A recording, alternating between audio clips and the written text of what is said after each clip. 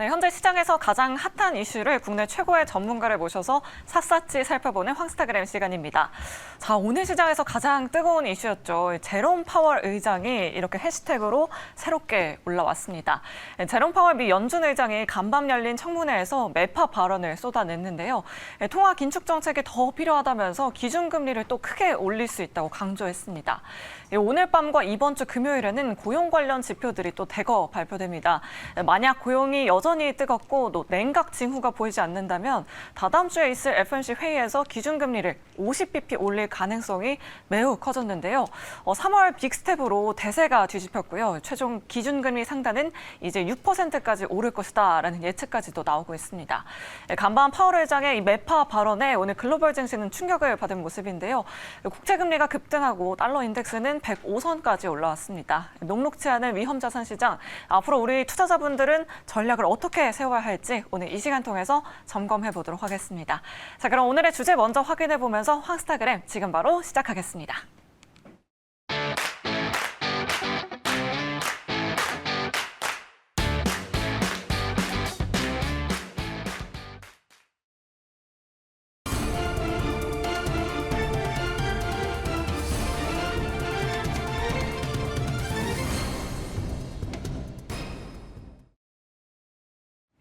네, 급변하는 시장을 진단하고 이에 대한 대응 전략을 세워보겠습니다. 자, 오늘은요, 28년간 파생상품 시장에서 살아남고 또 트레이더에서 퀀트 트레이딩 스타트업으로 막 창업하신 테이바랩의 강승희 대표님 모시고 이야기 나눠보겠습니다. 대표님 안녕하세요. 안녕하세요. 네, 아유 바쁘신데 나와주셔서 다시 한번 초대해 주셔서 감사드립니다. 감사드립니다. 예, 지난밤에 이 얘기는 좀 안 하고 넘어갈 수가 없을 것 같아요. 지난밤에 이제 갑자기 또 금리가 그냥 네. 뭐 베이비 스텝으로 가지 않을까라고 예상을 했다가 아닐 수도 있겠다. 0.5 심지어 그걸 넘어서 울트라 스텝까지 또 이야기가 다시 나오고 있고 국채 금리가 뭐 갑자기 급등, 뭐 달러 인덱스도 급등하고 이런 상황에 지금 저도 좀 얼얼하거든요. 이거 좀 이러다가 진짜 한번 크게 한번 박살나는 거 아니야? 뭐 이런 생각도 좀 들어요. 네, 어떻게 보고 계십니까? 그럴 수도 물론 그러니까 경우의 수는 항상 여러 가지가 있잖아요. 네네네. 주식하면서도 그렇고 채권을 해도 그렇고 환율을 해도 그렇고. 그쵸. 근데 이제 어제 같은 경우는 솔직히 뭐 그냥 상원에 가서 얘기한 거잖아요.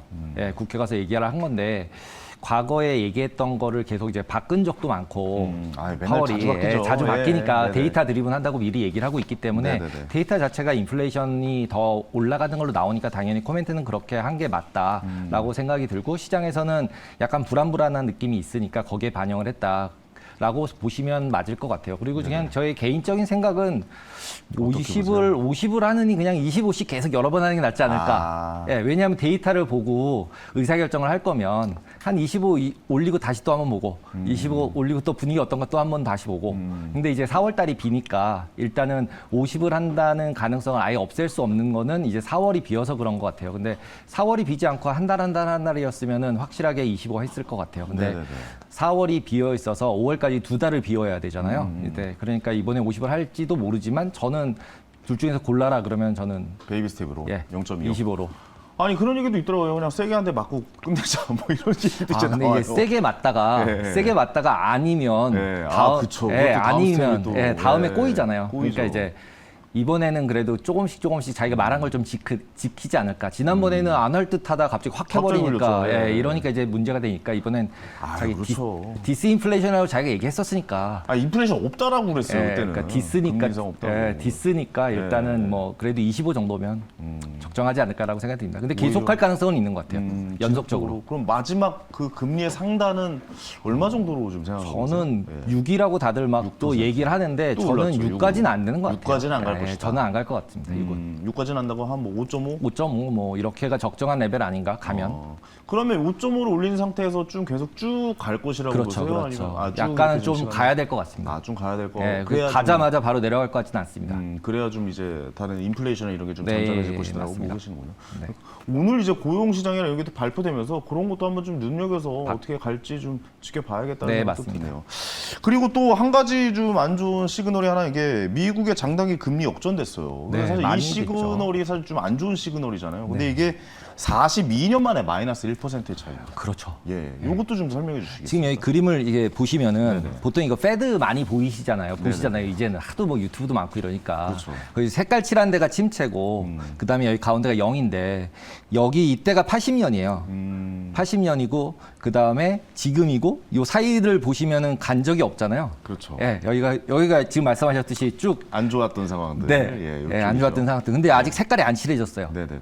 이제 그러면 이제 시간이 지난 다음에 여기가 이제 색깔이 칠해질까 안 칠해질까 생각해 보면은 예전보다는 더 확률이 높아진 것 같아요. 아. 저렇게까지 내려갔는데 색깔 안 칠해진 경우가 별로 없잖아요. 여기 보시면은 이렇게 내려가고 나면은 1년이 됐든 6개월이 됐든 지나고 나서 색깔이 칠해지고 여기도 마찬가지였고 저기도 마찬가지 다 마찬가지잖아요. 네. 그렇게 보시면 될 것 같아요.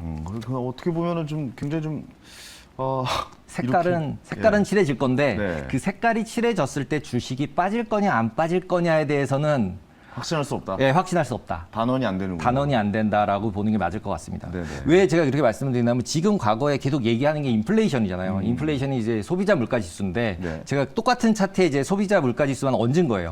얹은 걸로 보시면은 빨간색인데 소비자 물가 지수가 이렇게 올라갔다가 올랐을 예, 올라갔다가 내려갔다가 난리를 치죠. 근데 네. 과연 지금 이때처럼 이렇게 난리를 칠까? 그거 될까요, 저렇게? 저는 제 생각은 이렇게 난리 칠 것 같지 않습니다. 굉장히 긍정적이시네요. 그러니까 난리 치지 않는다는 게 이렇게 네. 확 떨어졌다가 또 확 올라갔다가 이러진 않을 것 같다는 거죠. 지난번에 한번 조금 이제 위아래를 흔들었잖아요. 이게 네네네.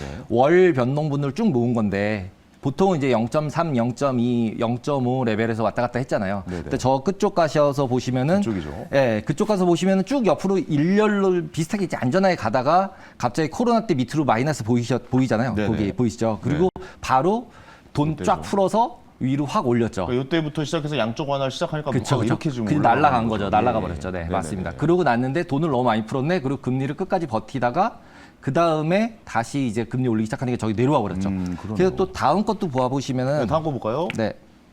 보시면은 또 하나가 더 들어갔네요. 네, 예. 하나가 더 들어왔죠. 네네, 그 원유 하나가 가격. 더 들어온 게 원유예요, 원유.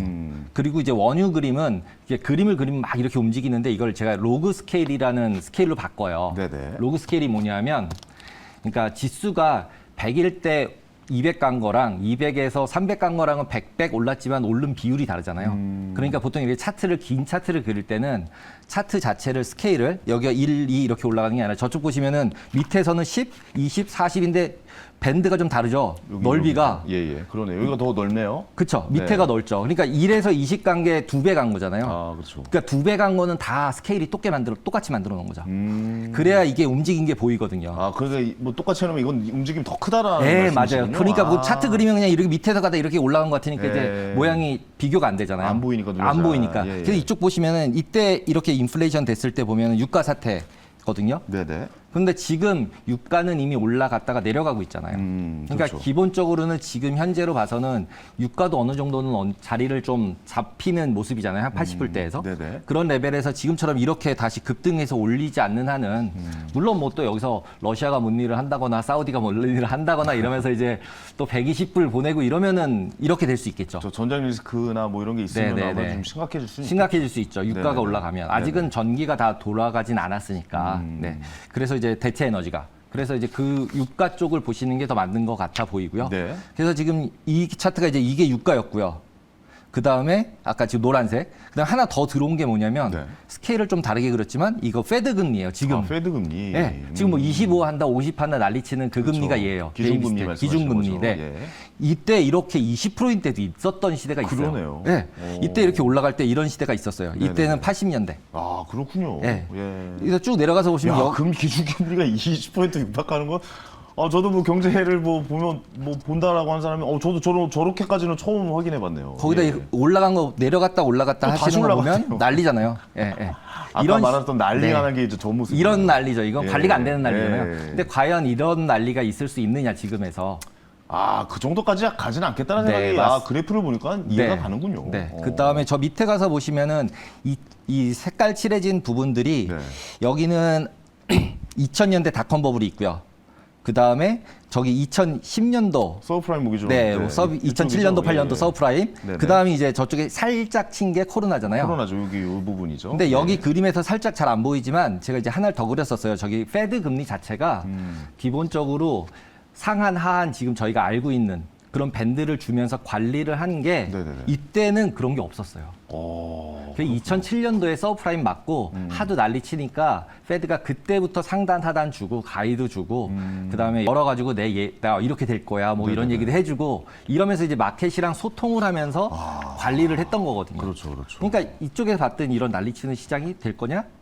그렇게까지는 아니다. 가지는 않다. 네. 네. 그래도 좀 어느 정도 좀 이제는 좀 자리 잡아가고 있는 네. 그러니까 뭔가 규칙이 좀 있다라는 느낌이 좀 들긴 하네요. 규칙이라기보다는 네. 너무 근데 주관이 없어져 버렸죠. 그러니까 좀 대중, 그러니까 저는 그냥 생중계하는 곳이라고 표현하거든요. 네, 맞아요. 그냥 생중계하는 거를 그냥 워워워하는 역할이 연준이다. 저는 이렇게 좀 표현을 하고. 그러니까 원래 연주는 예. 안정성을 유지하는 거니까 올라가면 좀 내려가라 그러고 그렇죠. 너무 내려가면 좀 올라가라 그래서 변동성을 좀 줄이는 네네네. 역할을 한다라고 보는 게 더 맞을 것 같고 그거를 소스를 예전에는 이제 페드 의장이 변호사가였던 분들이 아니라 뭐 IB 헤드였던 분, 트레이딩 했던 분들 뭐 이런 분들이었거든요. 네네네. 그러다 보니까 이제 좀 자기가 예측을 해서 앞쪽을 좀 밀기도 하고 좀 선제적으로 대응을 했었다고 저는 생각을 해요. 근데 네네네. 지금 분은 이제 데이터만 믿고 정확하게 네네. 그걸 보고 가겠다라고 좋습니다. 선언을 했다고 생각이 듭니다. 알겠습니다. 오늘 정말 뭐랄까 경제 과외받는 느낌 들어서 너무 재밌네요. 예.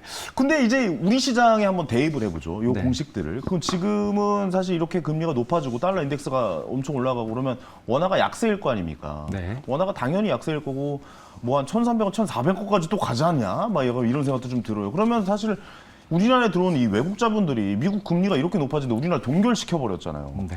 그럼 돈이 당연히 자연스럽게 빠져나가지 않을까라는 생각도 들기도 하거든요. 저는 그 부분도 약간은 기운 것 같다라고 생각을 합니다. 기운 것 같습니까? 예, 예, 예. 예. 여기 차트 하나 보시면은 네네. 차트 하나 보여주시죠. 네. 그 뒤쪽에 이제 원달러랑 제가 같이 해서 보여드렸던 차트가 하나 있어요. 네네네. 음. 2달러. 여기가 원달러가 있나요? 예, 예. CD 금리네요, 이건. 예, 이건 CD 금리입니다. 예, 달러, 그러니까 우리나라 달러라는 금리를 거. 실제로 달러 금리랑 차이를 비교해 보려고 그린 그림이고 네네. 이 그림과 다른 그림이 또 있었을 텐데 이 그림이 이제 일단 설명을 드리면은 실질적으로 한쪽은 지금 원달러가 붙었어요. 네네. 그렇죠? 원달러가 요 손이죠? 네, 아니요. 위에 거예요. 여기, 원달러가 위에 여기군요. 건데 예, 예. 1,400원, 뭐 1,300원 여기 있는 거고요. 여기네요. 지금 예, 예. 여기 이렇게 올라갔던 때는 당연히 IMF 구요. 그러네요. 그다음에 예. 저기 올라갔던 중간에 여기 올라간 이 부분이 네. 이제 서브프라임. 이쪽이죠. 서브프라임 쪽. 네, 예. 그러니까 IMF와 서브프라임을 제외한 부분에서는 저런 레벨을 안 갔잖아요. 그럼 과연 지금 생각해 보실 때 IMF 때와 서브프라임의 그 정도는 느낌이냐? 아니죠. 그 정도는 아니죠. 그런 네. 거가 올 수는 물론 있겠지만 그러려면 뭐 대만에서 전쟁이 나든지 뭐 북한이 우리한테 뭐 미사일을 쏘든지 뭔가 또 썸띵 해픈 해야 갈 수 있는 뉴스에 어느 기업이 망했다고 나오고 뭐 도미노 뭐 예, 중도산 뭐 이런 얘기가 나와요. 네, 완전히 그런 가야 식으로 글로 갈 하는 수 있는 거죠. 거지. 예, 예. 지금 이 정도 제가 저는 이제 딜링님 회사 한 95년도부터 계속 있었는데 네네. 이 상황들을 봤는데 지금은 그런 느낌은 그 정도는 아니다. 아닙니다. 예. 근데 이제 이렇게 하다가 금리가 6, 7까지 올라가거나 막 예를 들어 본다면 어디 약한 고리에서 뭔가 터지고 있지 않을까? 왜냐면 못 막으면 이제 뭐 예를 들어서 지금 이제 부동산 시장도 안 좋고 이런 네. 못 막으면은 이게 저축은행 사태로까지 옛날에 연결이 됐었잖아요. 그쵸, 그쵸, 그쵸. 그런 식으로 옮겨붙진 않을까라는 걱정도 좀 들긴 하거든요. 물론 걱정은 다 있죠. 네. 그리고 이제 그렇게 될 수도 당연히 또 예. 안 된다. 무조건 위로 간다. 이렇게 얘기할 수는 없지만 네. 실질적으로 지금은 어떻게 보면은 예전이랑 다른 게 저는 이제 정보라고 생각을 해요. 정보의 투명성과 정보가 얼마나 퍼졌냐라는 부분이라고 생각을 해요. 네네. 왜냐하면 그 정보들이 중앙은행도 잘 가지고 있지만 기관들이나 개인들도 잘 가지고 있고 예전처럼 이렇게 깜깜이에서 막 그냥 사타 팔았다 한 다음에 움직이고 이런 게 아니기 때문에 그 정도는 이제 한국은행이나 페드가 관리를 하지 않을까. 그리고 6으로 올렸다 침체가 되면은 다시 또 2로 내리겠죠. 네네네. 그렇군요. 네, 그 그럴 것 정도의 같습니다. 위기라면 더 내릴 것이다. 네, 그 정도의 돈을 좀 위기라면 풀겠죠? 또 풀고 뭐. 알겠습니다. 네. 마지막으로 중간에 할 얘기가 너무 많은데 다 넘겨야 될 것 같아요. 네네네. 시간이 너무 부족해가지고 우리 IMF 때 이야기도 좀 한번 좀 해봤으면 네. 좋겠는데 경기 침체에 지금 초입이 맞습니까? 경기가 나쁜 것 같다는 생각이 좀 별로 안 안 들어서. 들죠. 예, 저도 안 드는 것 같아요. 아니 예약, 왜냐면 소비가 그렇게 뭐 줄고 있거나 그런 거 못 느끼겠어요, 잘. 식당도 뭐 예약 안 되고 그죠. 네, 예, 그래서 맞아요. 경기가 죽었다라고 얘기하기는 되게 아직은 어렵다라고 생각을 들어요. 예. 우리나라도 그렇고요. 네네네. 미국 같은 경우도 일단은 저는 이제 실업률이 왜 안 올라가냐라는 부분에 있어서도 뭐 다들 많이 얘기하시지만 저는 그냥 해고되는 분들이 돈 많이 받으시는 분들이 해고가 됐고 네. 돈을 좀 적게 받고 블루칼라들은 계속적으로 일자리가 부족하니까 그렇죠. 근데 명수로 따지면은 원래 그 블루칼라가 더 많았었잖아요. 네네네. 예, 그렇기 때문에 당연히 이제 실업률 부분이 그렇게 쉽게 안 올라오고 있지만 네네. 그 실업률이 올라오는 상태까지 세게 올라온다면 정말로 침체로 될 가능성이 굉장히 더 높아지는 상태가 되고 그러면은 기본적으로 페드는 훨씬 더 빨리 대응을 하겠죠.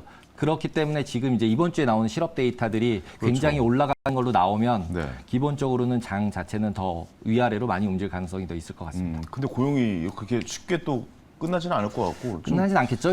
고용이 잘 되고 있다는 게 이민 정책을 풀던지 뭐 이런 걸 또 해야죠. 아, 방법은 그렇죠. 결국은 수급이잖아요. 인력도 어떻게 보면 수급인데 결국은 지금 수급이 꼬였잖아요. 코로나 이후에 수급이 꼬였거든요. 왜냐하면 은퇴하신 분들이 많아졌고 이러니까. 그렇죠. 그러니까 이제 어쩔 수 없이 밖에서 이제 수입을 해와야 되니까 예, 이민 정책이 인력을 수입하는 거잖아요. 네네. 네, 그렇게 보시면 될 것 같습니다. 알겠습니다. 그거 여쭤볼게요. 그러니까 그 IMF 때도 뭐 어떻게 직장을 네. 가지고 계셨죠. 그때 직접 경험해 보셨잖아요. 네. 그 위기 사태나 네. 이 심각성에 대해서.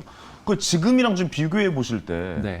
그때랑 이게 좀 짧게 좀 뭐 말씀해 주시고 시간이 저희가 부족해가지고 네. 어떻게 보시는지. IMF 때는 우리나라가 나빴던 거고요. 네, 우리나라가 나빴던 거. 네, 우리만 나빴던 거고. 그러니까 전 세계는 괜찮았고. 네. 미국이랑 뭐 이런 데 괜찮았고 우리랑 태국 뭐 이런 데만 나빴던 거고요. 네네네. 그다음에 이제 서브프라임 때 같은 경우는 미국에서 주택하고 정부가 문제가 발생을 그렇죠. 했던 거죠. 금융기관, 정부라기보다는 금융기관이 문제였죠. 그 회사 한 회사 때문에 리먼 브라더스. 리만만이 아니라요. 네. 전체 IB들이 다 그랬어요. 아, 그렇습니까? 돈 벌면 아무거나 열심히 했거든요. 그러니까 이제 집담보로 대출을 다 해줘버렸거든요. 레버리지를 월가가 걸어서. 문제였군요. 예, 그래서 이제 뭐 오큐파이 센트럴 뭐 그래가지고 이제 뭐 난리를 쳤던 거고 네. 그런 상태에 대비로 했을 때 그래가지고 금융기관들을 많이 때려 막았어요. 예, 그렇게 보시면 될 것 같고. 알겠습니다. 아, 좀 할 말이 항상 이 시간만 되면은 부족합니다. 시간이 부족해서 네. 너무 많은데 오늘 강승희 대표님 너무 감사의 말씀드리고 다시 한 번 또 한번 모셔보도록 하겠습니다. 고맙습니다. 네, 감사합니다. 네. 자, 이제 마칠 시간입니다. 저희는 내일 7시에 다시 찾아뵙도록 하겠습니다. 자, 오늘 당첨자 나가고 있죠? 졸탄의 콘서트 티켓 선물로 보내드리도록 하겠습니다. 스타킹이었습니다. 감사합니다.